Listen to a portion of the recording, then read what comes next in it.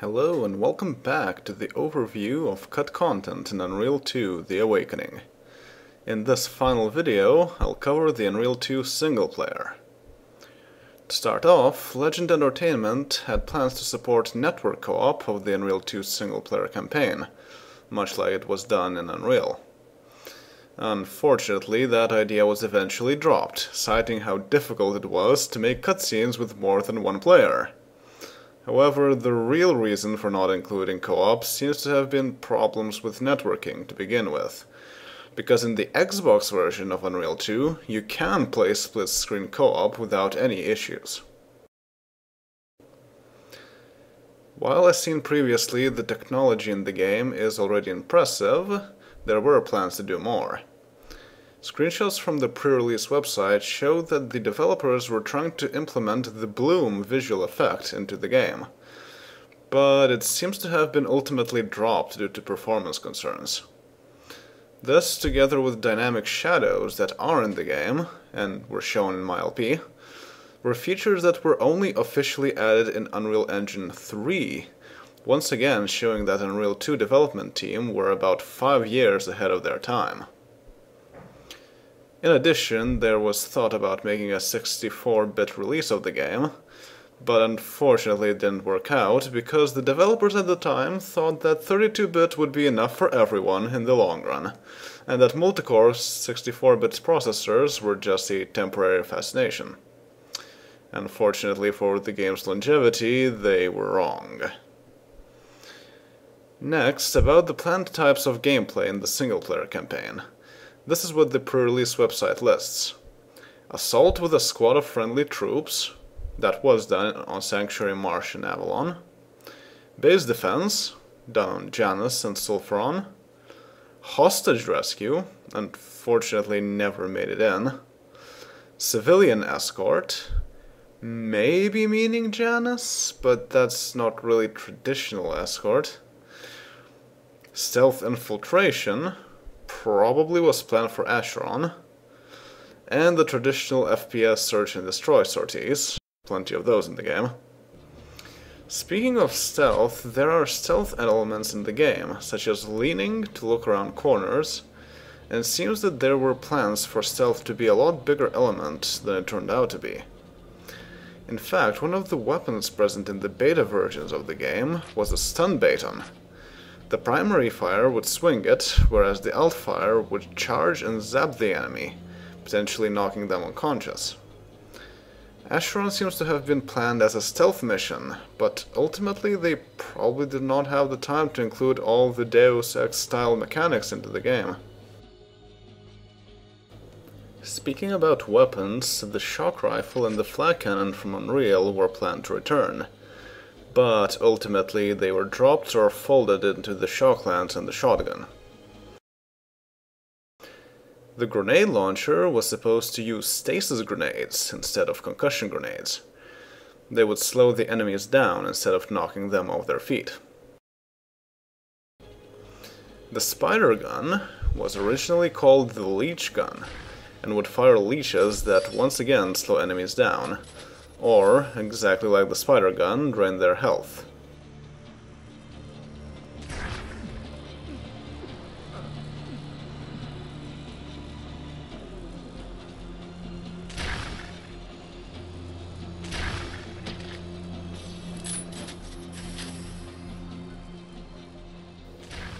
You can still see the leech in the spider gun, it was simply renamed to a spider pod, but still animates as a leech.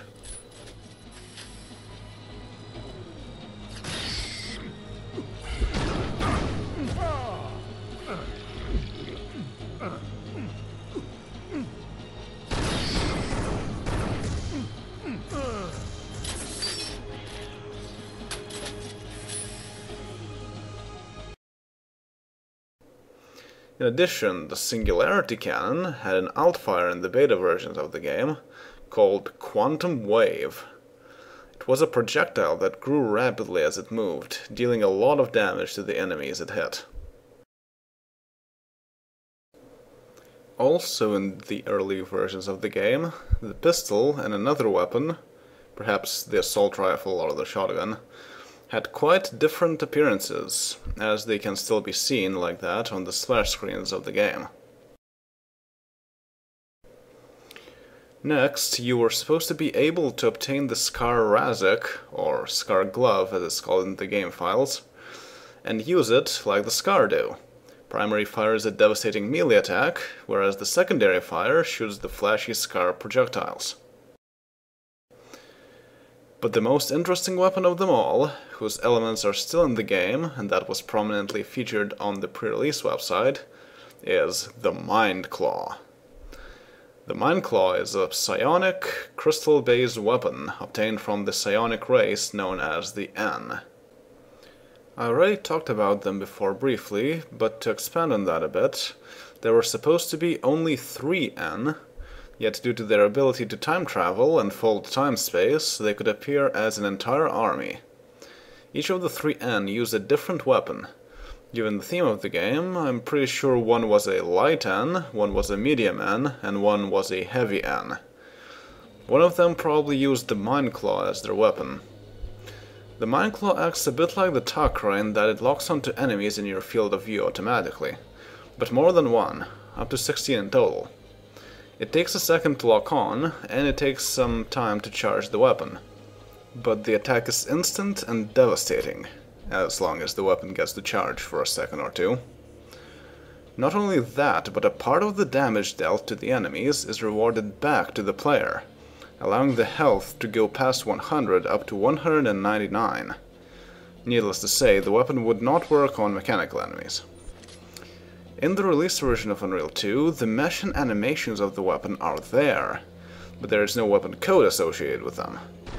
However, the code was there in some of the leaked beta versions of the game, and I managed to reconstruct the weapon by using some of that code.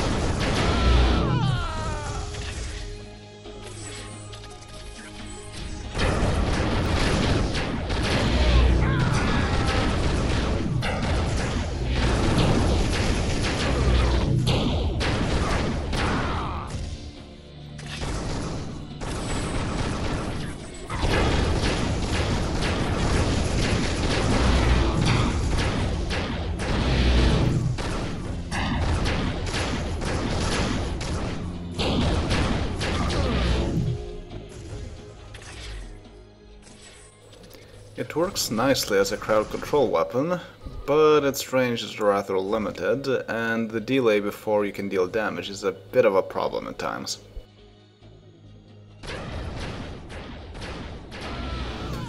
You can download my reconstructed version of the weapon from my website.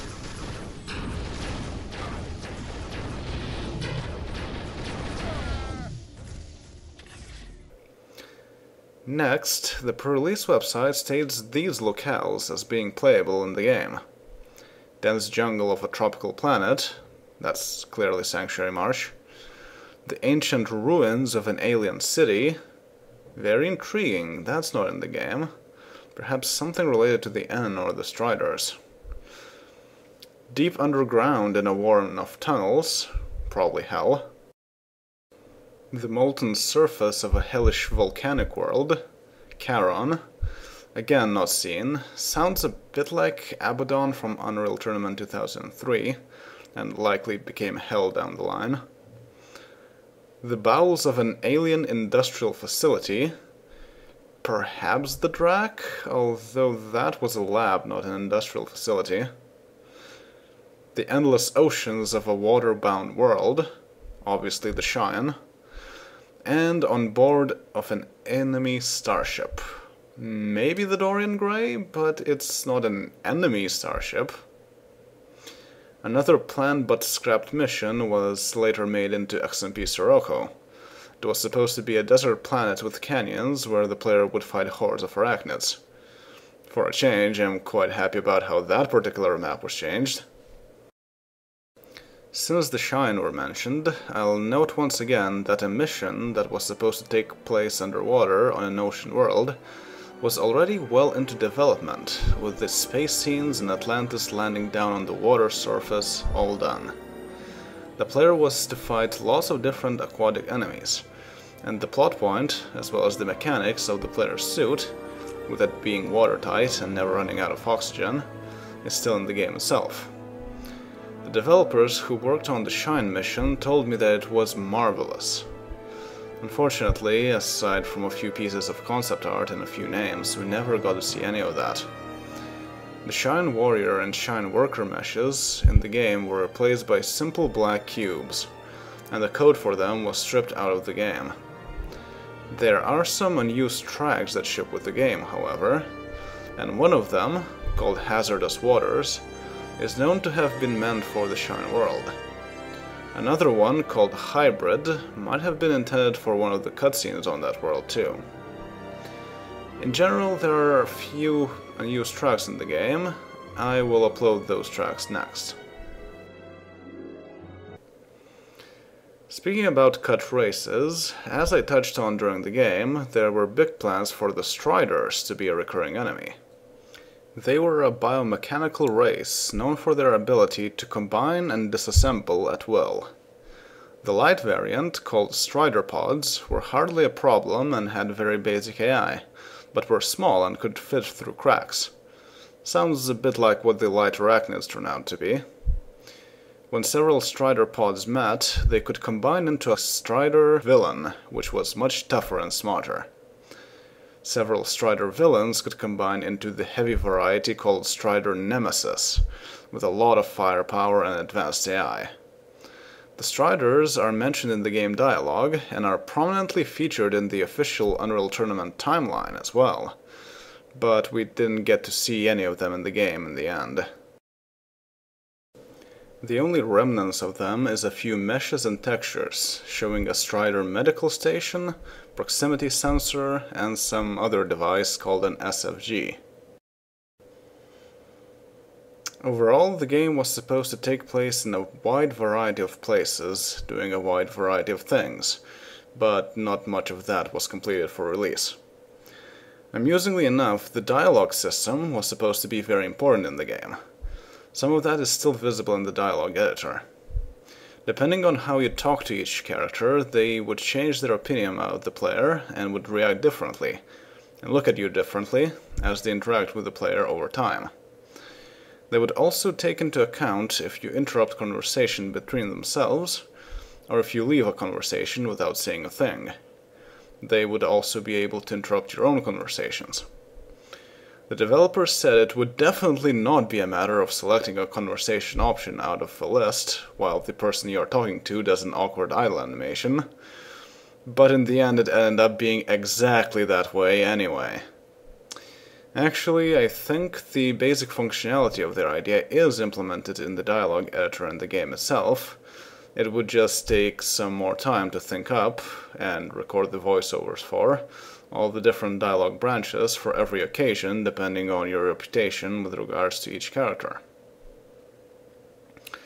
The mission system was also supposed to be dynamic, allowing you, the commander of the ship, to choose missions you want to go on from the galaxy map in the debriefing room.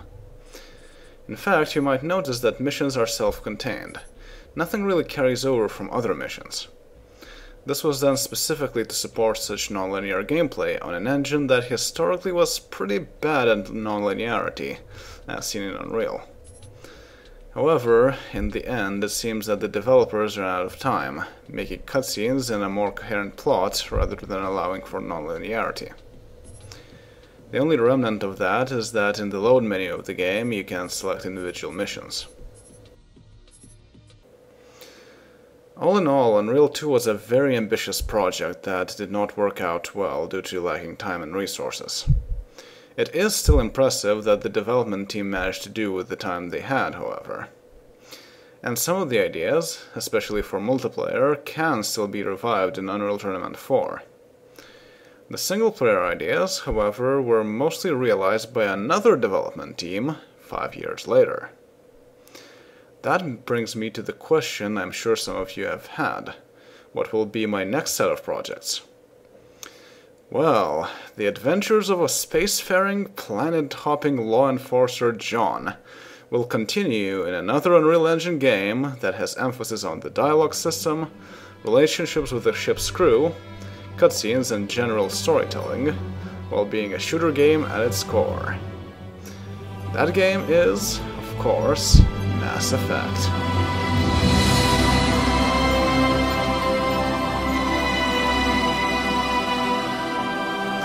I consider Mass Effect as a spiritual successor to Unreal 2, because its aims are almost identical to that of Unreal 2.